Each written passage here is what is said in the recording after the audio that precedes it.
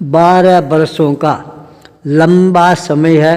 गुरुकुलवास में निकालना हंसी मजाक का काम नहीं होता है, पर जो विद्यार्थी अपने जीवन में यह संकल्प कर लेता है हमारे को ज्ञान की दिशा में आगे बढ़ना है, उनके लिए 12 वर्ष का समय है कोई मूल्य नहीं रखता है।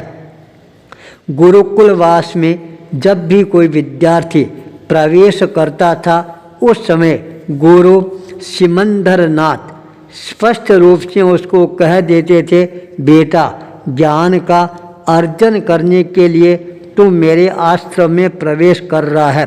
प्रवेश करने के अंदर तुम अपने आप को बहुत ही ज़्यादा होशियार साबित कर सकते हो, पर प्रवेश करने के पश्चात यहाँ से बाहर निकलते समय तुम्हारी होशियारी है वह काम नहीं आएगी।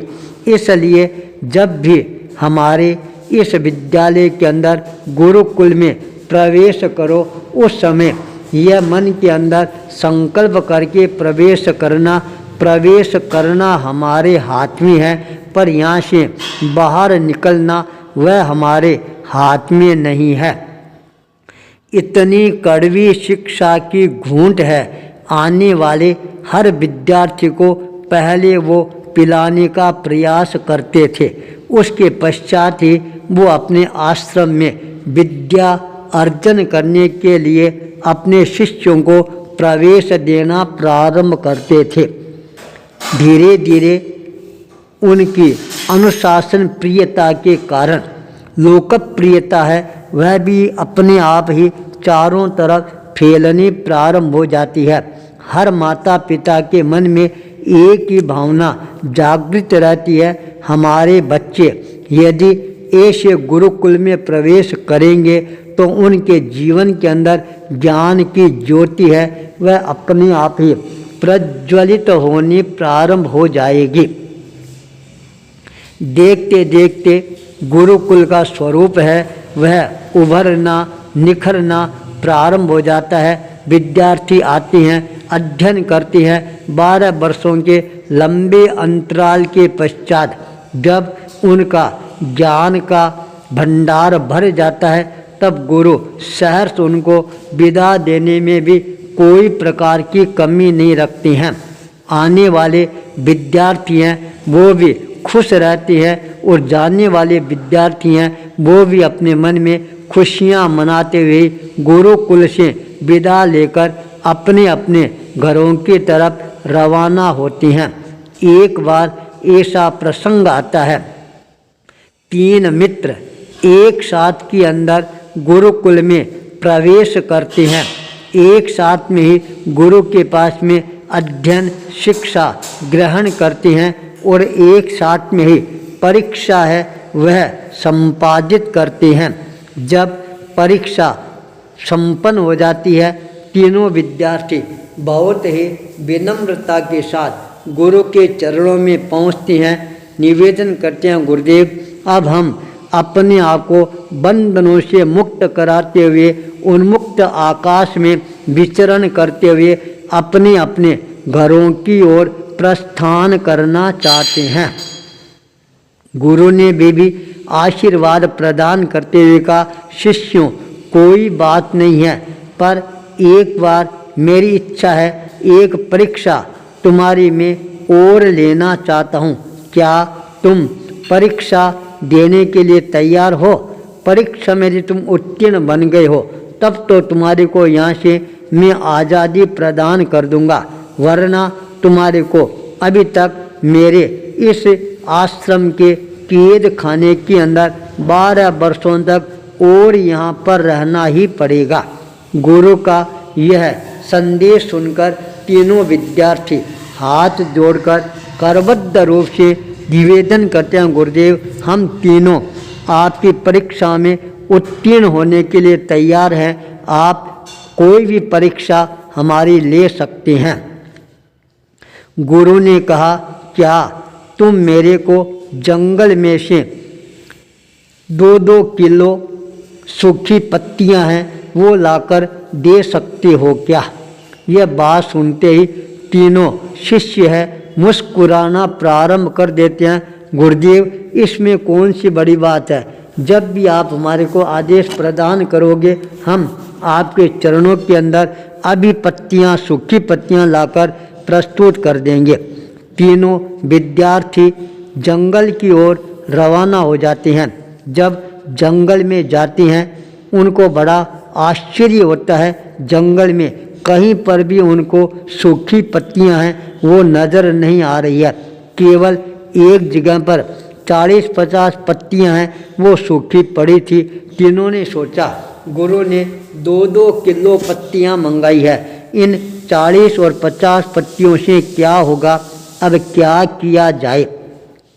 उसी समय उनका ध्यान किसान के ऊपर केंद्रित होता है। पूछा, अरे किसान भाई, जंगल में सूखी पत्तियां हैं, वह मिलेगी क्या?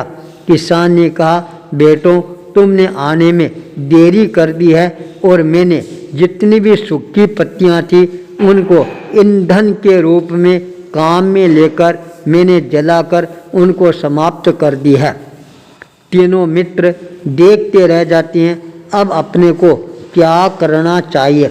सोचा, शहर की ओर चलें, बाजार में चले, जहाँ पर सूखी पत्तियाँ बिकती है वहाँ पर हमारे को अपने आप ही उपलब्ध हो जाएगी। तीनों मित्र उधर रवाना हो जाते हैं जहाँ सूखी पत्तियों का ढेर लगा हुआ रहता था। उस दुकान पर पहुँचते हैं और कहते हैं, भाई हमारे को 2-2 किलो सूखी पत्तियाँ चाहिए, क्या मिल जाएगी? दुकानदार ने कहा, नहीं, मैंने सारी पत्तियां हैं वो बेच दी है और पैसे कमा लिए हैं। अब मेरे पास के अंदर 5 भी सूखी पत्तियां नहीं हैं। तीनों मन में विचार करें, अब क्या करना चाहिए? तब उस व्यापारी ने कहा, गांव के बाहर एक बुढ़िया माता रहती है, उसके वहाँ पर शायद तुम्हारे को सूखी पत्तियां हैं वो मिल जाए। तीनों के सामने एक नई ज्योति प्रज्वलित होनी प्रारंभ हो जाती है। मन में आस जगनी प्रारंभ हो जाती है, हमारे को अवश्य ही बुढ़िया के दरवाजे पर सूखी पत्तियां हैं वह मिल जाएगी। तीनों मित्र बुढ़िया के दरवाजे पर दस्तक देते हैं और कहते हैं, बुढ़िया माँ, हमारे को सूखी पत्तियां मिलेगी क्या? बुढ़िया ने कहा, बेटा तुमने आने में देरी कर दी है। मैं सारी सूखी पत्तियों को इकट्ठा करती हूँ, अलग अलग उनको छांटती हूँ, फिर उन पत्तियों की दवाई बनाती हूँ।